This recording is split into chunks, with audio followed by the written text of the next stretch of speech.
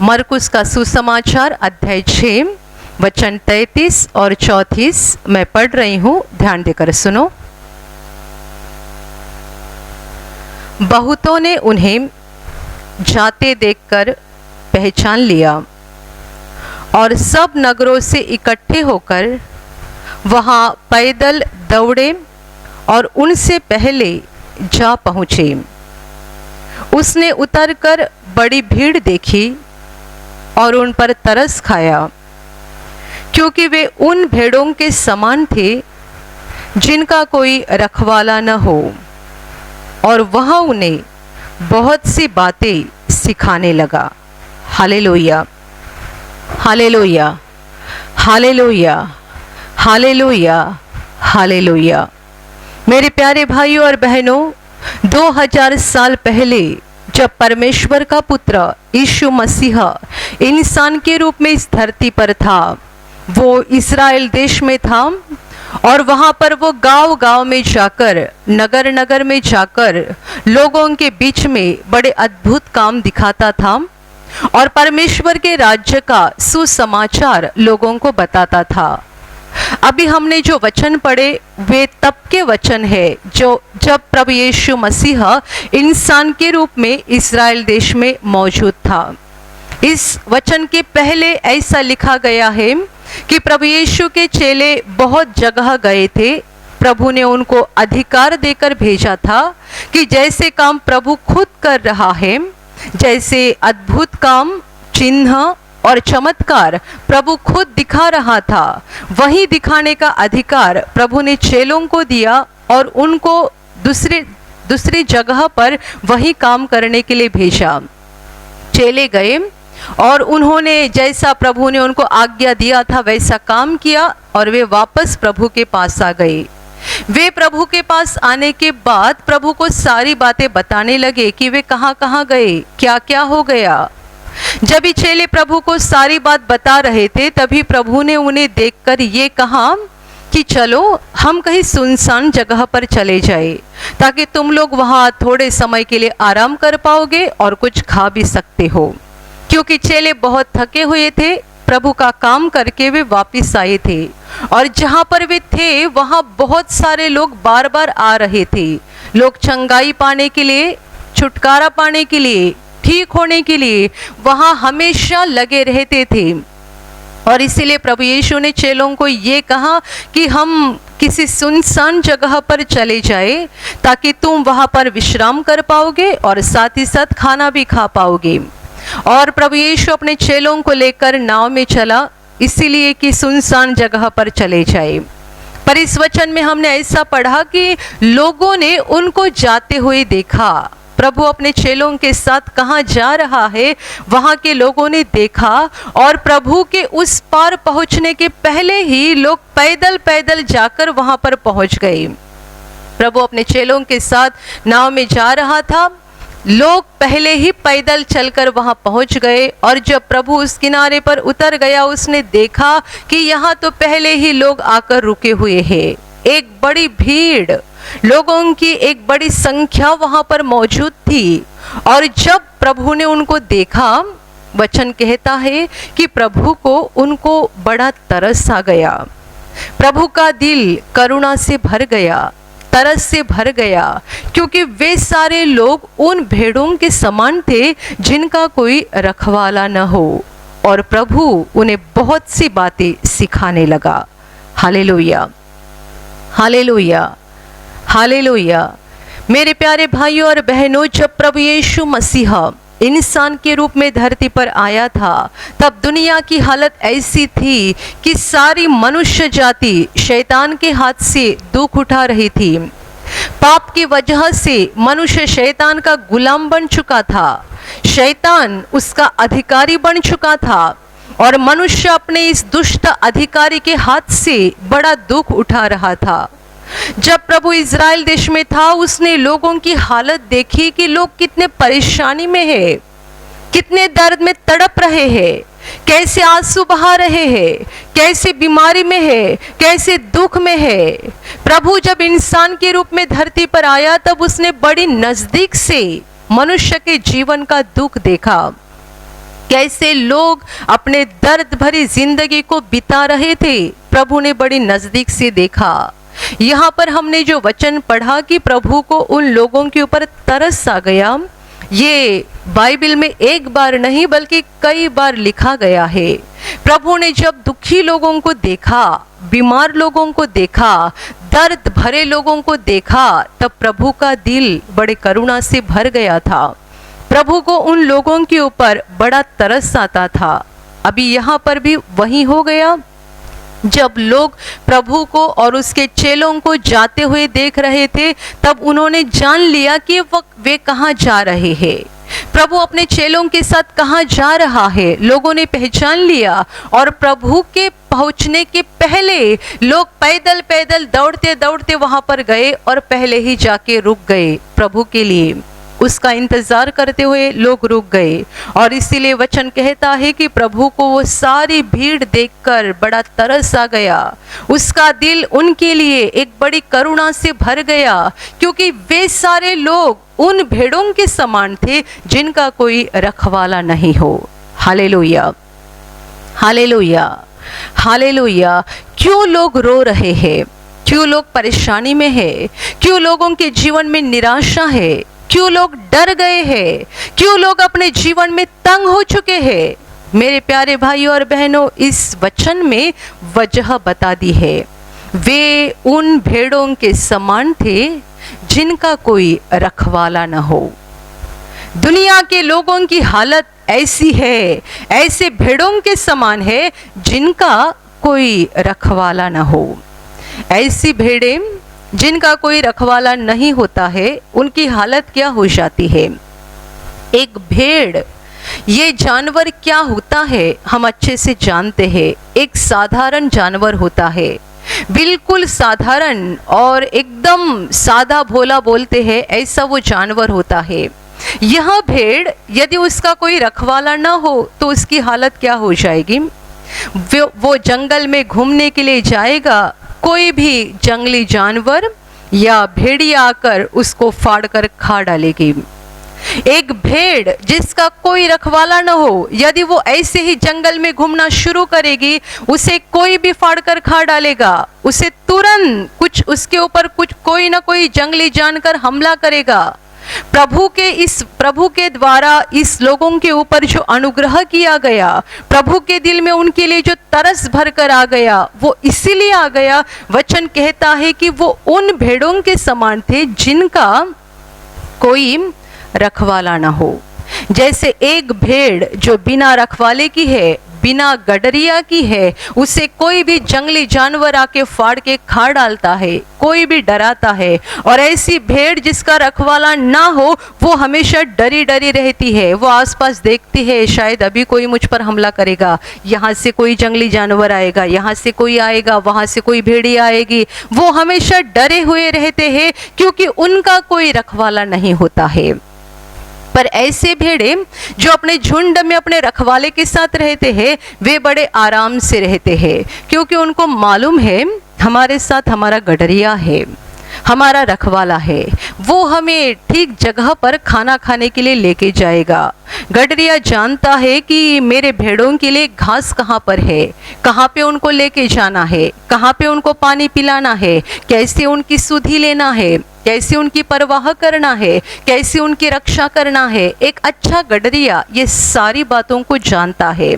इसलिए जो भेड़ ऐसे झुंड में रहती है जिनका रखवाला होता है, वो भेड़ एकदम बिंदास्त होती है, आराम से रहती है। उसे अपने खाने पीने की कोई चिंता नहीं होती है, उसे अपने सुरक्षा की कोई चिंता नहीं होती है, क्योंकि ये भेड़ को पता है कि मेरा गडरिया मेरे खाने की पीने की सारी व्यवस्था करेगा, साथ ही साथ मेरी सुरक्षा की भी पूरी व्यवस्था वही करने वाला है।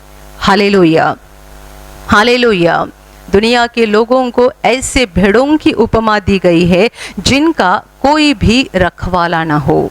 सचमुच आज मनुष्य की हालत बिल्कुल ऐसी ही हो गई है कि हमारा कोई रखवाला है नहीं, हमारा कोई गडरिया है नहीं, हमें चराने वाला कोई है नहीं, हमारी सुधि लेने वाला कोई है नहीं, हमारी रक्षा करने वाला कोई है नहीं। हालेलुया। Hallelujah, hallelujah, hallelujah. लोगों की हालत ऐसी हो गई है, जब प्रभु धरती पर था तभी का ये वचन है, आज भी हालत वही है। दुनिया के लोगों की हालत ऐसी है कि वे उन भेड़ों के समान है जिनका कोई रखवाला नहीं है। कोई भी आकर उन्हें डराता है, कोई भी आकर उन्हें परेशान करता है। ये लोग हमेशा डरे हुए रहते हैं। दुनिया के लोग क्यों डरे हुए रहते हैं? क्यों हर चीज से डरते हैं? क्यों बार बार निराश हो जाते हैं? क्यों दिन रात चिंतित होते हैं? क्यों दिन रात परेशान रहते हैं? और आखिर कोई तो जंगली जानवर आके उनको फाड़ के खा डालता है। यही तो आज दुनिया में चल रहा है। मनुष्य चिंता से भरा हुआ है, परेशान है, दुख में है, दर्द में है, बीमारी में है, और हमारे आसपास बहुत सारी भेड़िया है जो भेड़ों को फाड़कर खा डाल रहे हैं।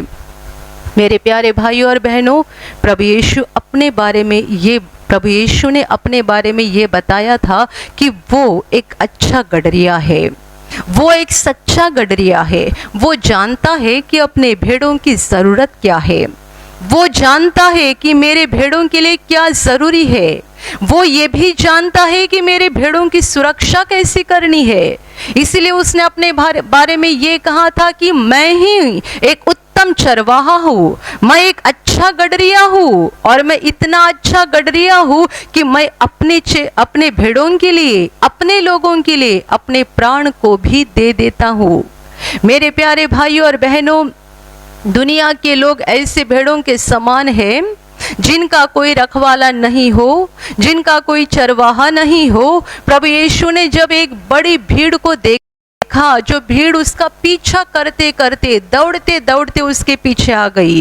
क्यों लोग बार बार उसके पीछे जा रहे थे? क्यों लोग बार बार प्रभु को ढूंढ रहे थे? क्यों लोग बार बार यीशु के पास आ रहे थे? वो कहीं भी हो, जंगल में हो, लोग वहां पे जाते थे। वो किसी पहाड़ी पर हो, लोग वहां पर जाते थे। वो किसी खेत में हो, लोग उसे ढूंढते ढूंढते वहां जाते थे। वो किसी समुंदर के किनारे पे हो, लोग वहां पर भी जाते थे। प्रभु कहीं पर भी क्यों ना हो, रास्ते पर, जंगल पर, पहाड़ी पर, समुंदर के किनारे, खेत में, किसी भी गांव में, किसी भी नगर में, कहीं पर भी प्रभु क्यों ना हो, लोग उसके पीछे पीछे हो लेते थे। वजह ये थी कि वे उन भेड़ों के समान थे जिनका कोई भी रखवाला नहीं हो। प्रभु को उनके ऊपर बड़ा तरस आ गया। इतनी बड़ी संख्या में लोगों को देखकर, इतनी बड़ी आत्माओं को देखकर प्रभु को बड़ा तरस आ गया। और वचन आगे कहता है, वो उन्हें बहुत सी बातों की शिक्षा देने लगा, वो उन्हें बहुत सी बातें सिखाने लगा। मेरे प्यारे भाई और बहनों, ये बड़ा महत्वपूर्ण वचन है। आज दुनिया के लोगों की हालत ऐसी हो चुकी है क्योंकि उनका कोई रखवाला नहीं है। दुनिया के लोगों का विनाश हो रहा है। वजह यह है क्योंकि उन्हें परमेश्वर के बारे में, अपने सच्चे सृष्टिकर्ता के बारे में, अपने चरवाहे के बारे में, अपने रखवाले के बारे में सच्चा ज्ञान नहीं है। इसीलिए पुराने नियम में परमेश्वर ने ऐसा बताया था कि अज्ञान के कारण मेरे लोगों का विनाश हो रहा है, अज्ञान के कारण मेरे लोगों का विनाश हो रहा है। ये सच बात है। दुनिया के लोगों की हालत ऐसी क्यों हो गई है? क्योंकि लोगों के पास सच्चा ज्ञान नहीं है। कौन सा ज्ञान?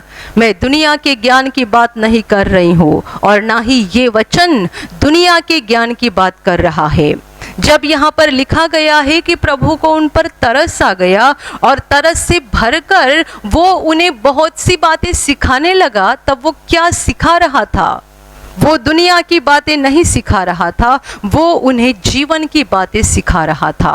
वो उन्हें स्वर्ग की बातें बता रहा था, वो उन्हें परमेश्वर की बातें सिखा रहा था। आज मनुष्य के पास जो भी ज्ञान है, दुनिया का ज्ञान, बहुत ज्ञान दुनिया में भरा हुआ है, और लोगों ने, कितने सारे लोगों ने दुनिया के ज्ञान को हासिल कर दिया है, पर इस ज्ञान में जीवन की बातें नहीं है, उस ज्ञान में परमेश्वर की बातें नहीं है, उस ज्ञान में स्वर्ग की बातें नहीं है। प्रभु यीशु अपने पास आए हुए लोगों को ज्ञान दे रहा था, उनको सिखा रहा था और उसकी शिक्षा दुनिया की शिक्षा नहीं थी, उसकी बातें दुनिया की बातें नहीं थी, वो उन्हें जीवन की बातें सिखा रहा था। Hallelujah, hallelujah, hallelujah, hallelujah. मेरे प्यारे भाइयों और बहनों, जिस तरीके से एक कोई अनपढ़ व्यक्ति होता है जो पढ़ना लिखना बिल्कुल नहीं जानता है, कोई पढ़ा लिखा व्यक्ति उसके पास जाकर बड़ी आसानी से उसको फंसा सकता है। अनपढ़ व्यक्ति जो पढ़ना लिखना थोड़ा भी नहीं जानता है, पढ़ा लिखा मनुष्य उसके पास जाकर बड़ी आसानी से उसको फंसाता है। और ये अनपढ़ मनुष्य जानता भी है कि मुझे पढ़ने लिखने नहीं आता है, इसीलिए मैं हर बार फंस जाता हूँ। ये तो सांसारिक ज्ञान की बात हो गई, पर आत्मिक ज्ञान के बारे में भी वही हो जाता है। आज दुनिया के लोगों के पास आत्मा का ज्ञान नहीं है, जीवन का ज्ञान नहीं है, और इसीलिए शैतान तरह तरह के रास्तों से लोगों को फंसा रहा है। जीवन की बातें हमारे पास है नहीं, जीवन का ज्ञान हमारे पास है नहीं, और इसीलिए कोई भी आकर हमें डराता है, कोई भी आकर हमें फंसाता है, कोई भी आकर हमारा नुकसान करता है, और आखिर वो दुष्ट शैतान लोगों की आत्मा का हमेशा के लिए विनाश कर देता है अज्ञान के कारण। परमेश्वर ने कहा था कि अज्ञान के कारण मेरे लोगों का विनाश हो रहा है। ये अज्ञान आत्मा का ज्ञान है, ये अज्ञान जीवन के बारे में है। लोग जीवन के बारे में सच्चाई को जानते नहीं है। हम एक दिन दुख उठाते हैं, दूसरे दिन हंसते हैं, तीसरे दिन दुख उठाते हैं, चौथे दिन हंसते हैं। सालों साल हमारे जीवन में ये शुरू रहता है। कितने सारे लोग ये कहते हैं कि हमारे जीवन में हमने खुशी का समय बहुत ही थोड़ा देखा है और दर्द का समय बहुत ज़्यादा देखा है। कितने सारे लोग कहते हैं कि हमारे जीवन में कभी खुशी का समय आया ही नहीं है, हम हमेशा दुख में जी रहे हैं। बचपन से लेकर बूढ़े होने तक हमने अपनी जिंदगी में बस दुख ही दुख देखा है। कितने सारे लोग कहते हैं कि हमारे परिवार में एक परेशानी आती है, वो खत्म होने से पहले दूसरी परेशानी आती है, वो खत्म होने से पहले तीसरी परेशानी शुरू हो जाती है। कुछ ना कुछ हमेशा शुरू रहता है। हमारे जीवन में शांति नहीं है, खुशी नहीं है। क्यों नहीं है? मेरे प्यारे भाई और बहनों, आज दुनिया सांसारिक ज्ञान से इतनी भरी हुई है, तो भी लोगों के जीवन में हंसी क्यों नहीं है? लोगों के जीवन में सच्ची शांति क्यों नहीं है? क्यों बीमारियां बढ़ते जा रही है? क्यों परेशानियां बढ़ते जा रही है? क्यों लोग खुदकुशी कर रहे हैं? क्यों लोग अपने जीवन में डर रहे हैं? और कितने सारे लोग बस डर के कारण मरते जा रहे हैं। डर एक ऐसी भयानक बात है जिसने एक बार मनुष्य के दिल का कब्जा ले लिया कि ये भयानक डर मनुष्य के जीवन को पूरी तरह से बर्बाद कर देता है। डर, आज दुनिया में चारों तरफ देखो डर है, डर है और डर है। मेरे प्यारे भाइयों और बहनों, लोग डरते जा रहे हैं। वजह यह है कि हमारे पास आत्मा का ज्ञान नहीं है। प्रभु यीशु ने जब उस भीड़ को देखा, वचन कहता है उसको तरस आ गया, क्योंकि इनका कोई रखवाला नहीं है, इन्हें बताने वाला, इन्हें सिखाने वाला, इन्हें जीवन की बातें सिखाने वाला, आत्मा का ज्ञान देने वाला कोई है नहीं। ये उन भेड़ों के समान है जिनका कोई रखवाला नहीं है। और इसीलिए प्रभु जो सच्चा रखवाला है, जो सच्चा चरवाहा है, उसने उनको आत्मा का ज्ञान देना शुरू किया।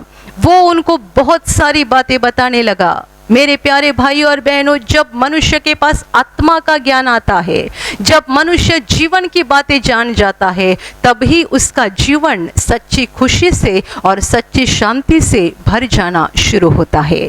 Hallelujah, hallelujah, hallelujah. जैसा कि एक मनुष्य ऑफिस में जाता है, वहाँ रिश्वत लेता है, और जब वो घर पे आता है तब देखता है औरत बीमार हो गई है। वो उसके इलाज के ऊपर बहुत सारा पैसा खर्चा करता है, कैसे तैसे वो ठीक हो जाती है।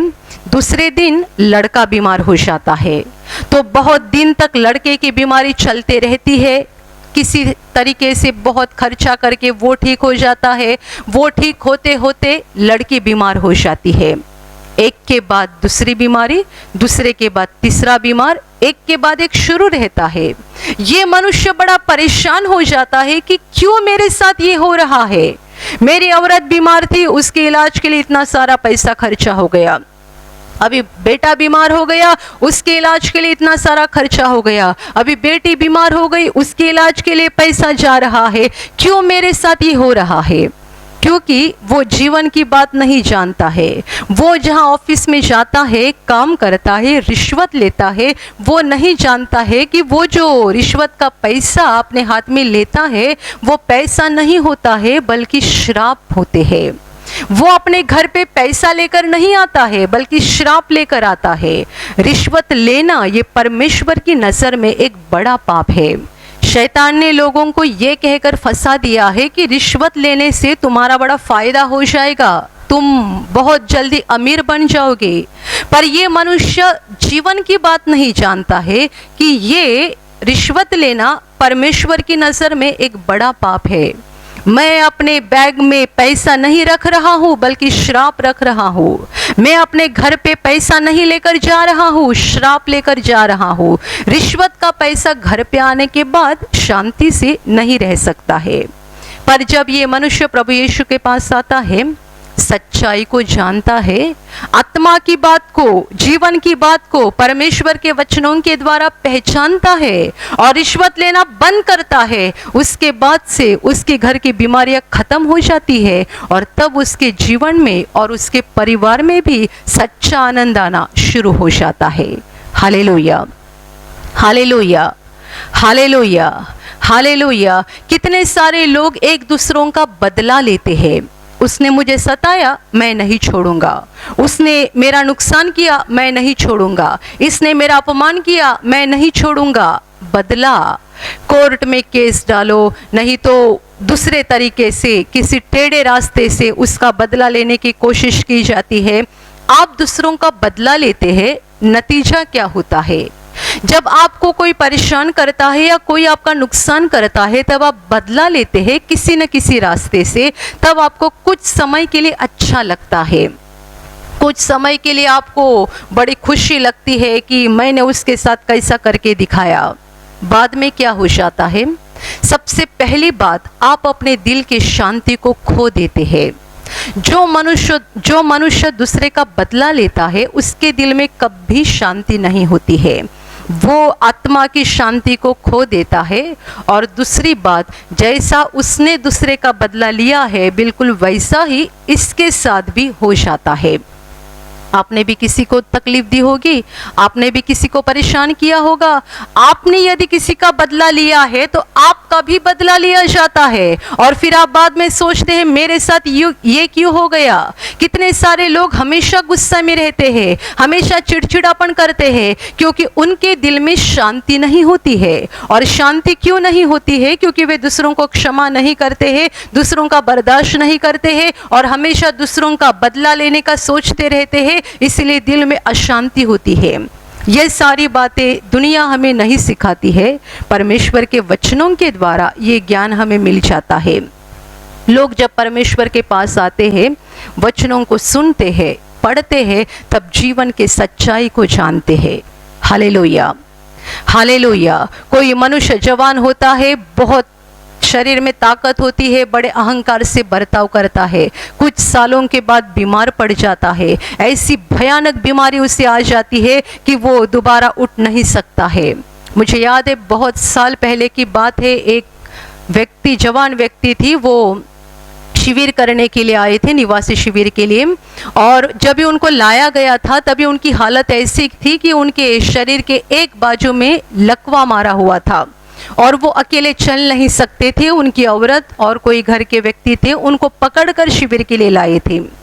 ये भाई ने शिविर में भाग लिया और शिविर के पहले दिन शाम को जब भी प्रार्थना शुरू थी, उनके ऊपर परमेश्वर का अनुग्रह हो गया और उनका हाथ, जो एक बाजू से लकवा लगा हुआ था, हाथ बिल्कुल हलचल नहीं होती थी, उनका हाथ ऊपर जाने लगा। पहले दिन उनको ये असर हो गया, बाद में दूसरे दिन, तीसरे दिन थोड़ा थोड़ा उनको असर होने लगा। ये धीरे धीरे अकेले चलने लगे।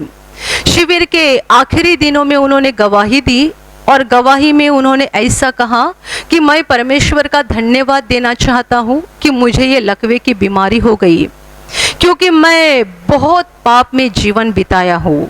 और ये शिविर में मुझे पता चला कि मैं इसी तरीके से जीते रहता, चलते रहता तो आगे मेरे साथ क्या हो जाता, मेरी आत्मा का हमेशा के लिए विनाश हो जाता। वह व्यक्ति मुझे लगता है 40-45 उम्र का था, इतनी जवानी में उनको ये लकवे की बीमारी हो चुकी थी। पर उन्होंने खुद माइक पर से ऐसे कहा कि मैं अभी परमेश्वर का धन्यवाद करता हूँ कि मुझे बीमारी आ गई, क्योंकि इस बीमारी के कारण मैंने जीवन के ऊपर सोचना शुरू किया। मैं बड़ा अहंकार से भरा हुआ मनुष्य था, मेरे पास पैसे की कमी नहीं थी, किसी चीज़ की कमी नहीं थी, और मैं सबों के साथ अहंकार से बर्ताव करता था। मैं बहुत गलत काम भी किया करता था। पर इस बीमारी के आने के बाद मैंने अपने जीवन के ऊपर सोचना शुरू किया।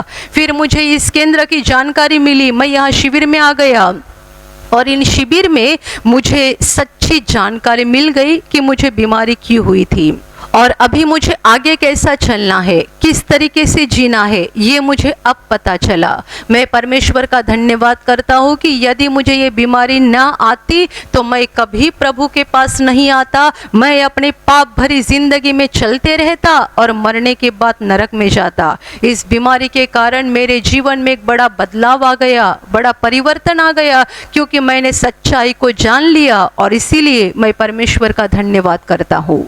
हालेलुया। मेरे प्यारे भाइयों और बहनों, ये सच है। दुनिया के लोग जानते नहीं है बीमारी की वजह क्या है, अपने जीवन के दुख दर्द की वजह क्या है, क्यों हमारे जीवन में डर है, क्यों हमारे जीवन में परेशानी है। हमें जीवन की बातें मालूम होना ज़रूरी बात है। जीवन की बात नहीं मालूम होने के कारण आज लोगों का जीवन बड़े अंधकार से भर रहा है। अंधकार की शक्ति लोगों के शरीर का भी कब्जा ले रही है और उनके आत्माओं का भी कब्जा ले रही है। प्रभु यीशु ने लोगों को सिखाना शुरू किया, अर्थात उनको ज्ञान देना शुरू किया, परमेश्वर का ज्ञान, जीवन का ज्ञान, क्योंकि इस ज्ञान को पाने के बाद ही उनकी आत्मा रोशनी से भर जाएगी। इस ज्ञान को पाने के बाद ही वे सच्चाई को जानेंगे और सच्चाई को जानने के बाद वे उस दुष्ट शैतान के हाथ से मुक्त हो जाएंगे। और इसीलिए प्रभु यीशु ने कहा था कि तुम सत्य को जानोगे और सत्य तुम्हें स्वतंत्र करेगा। तुम सत्य को जानोगे, सच्चाई को जानोगे और ये सच्चाई तुम्हें आज़ाद कर देगी। मनुष्य आज स्वतंत्र नहीं है। लोग समझ रहे हैं कि हम बड़े स्वतंत्र हैं, हम आज़ाद हैं, हम अपने जीवन के मालिक हैं। कितने सारे लोग बोलते हैं मेरी मर्जी, मेरे पास पैसा है, मेरी इच्छा के अनुसार मैं इस्तेमाल करूंगा, ये मेरा अधिकार है, मैं जैसा चाहता हूँ वैसा मैं चलाऊंगा, मेरी मर्जी, मैं एक स्वतंत्र व्यक्ति हूँ, मैं एक आज़ाद व्यक्ति हूँ। पर आपके लिए भी प्रभु का वचन है, प्रभु ने कहा है कि तुम स्वतंत्र है नहीं, क्योंकि जो कोई पाप करता है वो पाप का गुलाम होता है। आप कहते हैं कि मैं स्वतंत्र हूँ, पर आप पाप को ना नहीं बोल सकते हैं। आप कहते हैं मैं एक आज़ाद व्यक्ति हूँ, पर आप हर दिन शराब पीते ही हैं। चाहते हैं नहीं पीना तो भी आप शराब का ग्लास उठाते हैं। चाहते हैं नहीं औरत को मारपीट करना तो भी हाथ ऊपर उठ ही जाता है। आप चाहते हैं ये गलत काम नहीं करूँगा तो भी करते हैं। इसका मतलब आप आज़ाद है नहीं। यीशु ने कहा है जो कोई पाप करता है वो पाप का गुलाम होता है, वो पाप का दास होता है। तो लोग कहाँ पर स्वतंत्र है? पूरी दुनिया गुलामी में है। दुनिया का हर मनुष्य जो कोई पाप करता है वो पाप का गुलाम है, वो पाप का नौकर है। इसलिए हम नहीं बोल सकते हैं कि हम आज़ाद व्यक्ति है, हम स्वतंत्र व्यक्ति है। हम स्वतंत्र तभी हो सकते हैं जब हम सच्चाई को जानेंगे, जब हम सत्य को जानेंगे, क्योंकि प्रभु यीशु ने कहा है कि तुम सत्य को जानोगे और सत्य तुम्हें स्वतंत्र कर देगा।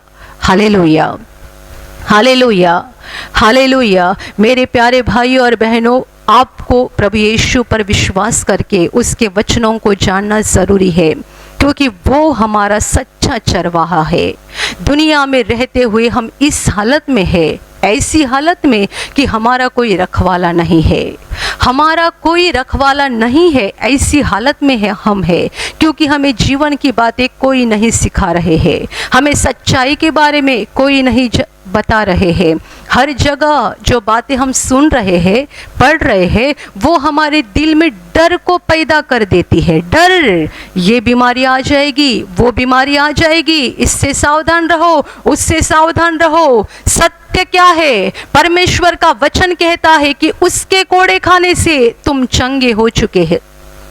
उसके कोड़े खाने से, प्रभु यीशु के कोड़े खाने से तुम चंगे हो चुके हो। उसके कोड़े खाने से तुम चंगे हो चुके हो। तुम्हें आजाद कर दिया गया है, तुम्हें चंगा कर दिया गया है, क्योंकि प्रभु यीशु ने तुम्हारे पापों के बदले सजा ली है, तुम्हारे पापों के बदले कोड़े खाए हैं। सच्चाई क्या है? परमेश्वर का वचन कहता है, मैं तुझे चंगा करने वाला परमेश्वर हूँ। दुनिया का ज्ञान कहता है, इस चीज से सावधान रहो, उस चीज से सावधान रहो, और हम उन चीजों से सावधान होने की कोशिश करते हैं तो भी बीमारी हमको पकड़ लेती है, क्योंकि हम जीवन की बात नहीं जानते हैं, आत्मा की बात नहीं जानते हैं। जीवन की बात, आत्मा की बात यह है कि वो हमें चंगा करने वाला परमेश्वर है।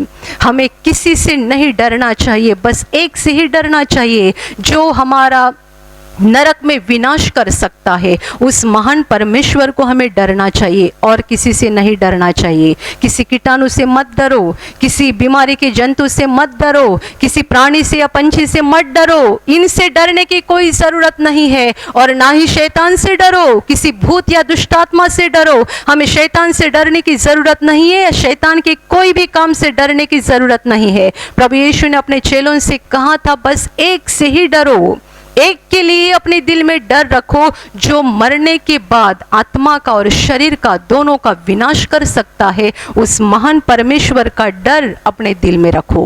Hallelujah, hallelujah. मेरे प्यारे भाइयों और बहनों, प्रभु के वचनों को सुनो, ताकि आप जीवन का ज्ञान पाओगे, और जब आप जीवन का ज्ञान पाओगे, आपका जीवन सच्ची शांति से और खुशी से भर जाएगा। जब तक आपके पास ज्ञान नहीं आएगा, परमेश्वर का ज्ञान, जीवन का ज्ञान, जब तक आपके पास नहीं आएगा, आप बार बार परेशान होते जाएंगे, बार बार गिरते जाएंगे, बार बार रोते रहेंगे। प्रभु यीशु ने लोगों को इसीलिए ज्ञान दिया, इसीलिए लोगों को सिखाना शुरू किया, ताकि वे सच्चाई को जाने, उनको सच्चाई का पता चले, और उनके जीवन में खुशी आ जाए, वे परमेश्वर के नज़दीक आ जाए। सच्चाई हमें परमेश्वर के नज़दीक लेकर जाती है। इसीलिए प्रभु यीशु के वचनों को पढ़ो, उसको सुनो, ताकि सच्चाई को जानकर आप परमेश्वर के करीब आ जाओगे, परमेश्वर के करीब आ जाओगे। और जितने आप परमेश्वर के करीब आ जाओगे, आपका जीवन स्वर्ग की शांति से, स्वर्ग की खुशी से भर जाएगा। आपका शरीर तो ठीक हो ही जाएगा, पर पहली बात और महत्वपूर्ण बात, आपकी आत्मा ठीक हो जाएगी। ये आत्मा स्वर्ग की रोशनी से भर जाएगी, और मरने के बाद अनंत जीवन में प्रवेश करेगी। Hallelujah, hallelujah, hallelujah, hallelujah. और अभी प्रार्थना करने का समय है।